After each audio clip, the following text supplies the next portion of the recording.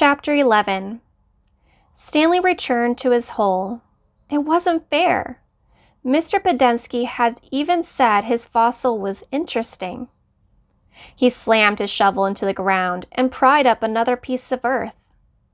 After a while, he noticed X-Ray had come by and was watching him dig. "Hey, Caveman, let me talk to you a second," X-Ray said. Stanley put down his shovel and stepped up out of his hole. "Say, listen," said X-Ray. "If you find something else, give it to me, okay?" Stanley wasn't sure what to say. X-Ray was clearly the leader of the group, and Stanley didn't want to get on his bad side. "You're new here, right?" said X-Ray. "I've been here for almost a year. I've never found anything. You know, my eyesight's not so good. No one knows this, but you know why my name's X-Ray?" Stanley shrugged one shoulder. "It's Pig Latin for Rex. That's all. I'm too blind to find anything." Stanley tried to remember how Pig Latin worked. "I mean," X-Ray went on, "why should you get a day off when you've only been here a couple of days? If anyone gets a day off, it should be me. That's only fair, right?" "I guess," Stanley agreed. X-Ray smiled. "You're a good guy, Caveman." Stanley picked up his shovel. The more he thought about it, the more he was glad that he agreed to let X-Ray have anything he found.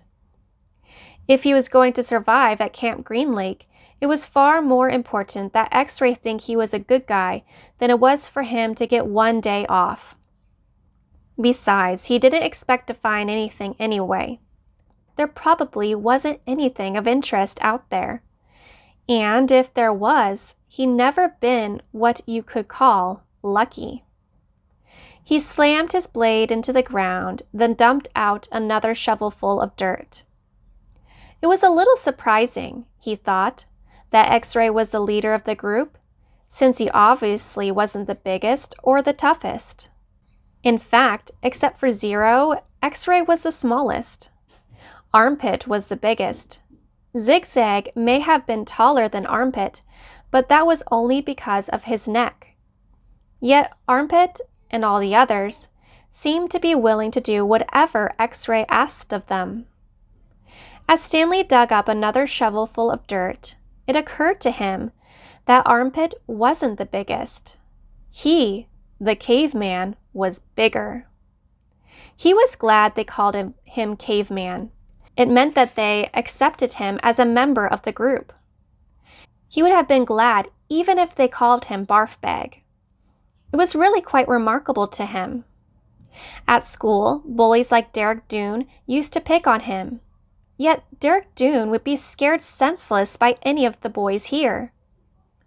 As he dug his hole, Stanley thought about what it would be like if Derek Doone had to fight Armpit or Squid. Derek wouldn't stand a chance. He imagined what it would be like if he had become good friends with all of them, and then for some reason they all went with him to his school. And then Derek Doone tried to steal his notebook. "Just what do you think you're doing?" asked Squid, as he slammed his hand into Derek Doone's smug face. "Caveman's our friend," said Armpit, grabbing him by the shirt collar. Stanley played the scene over and over again in his mind, and each time watched another boy from Group D beat up Derek Doone.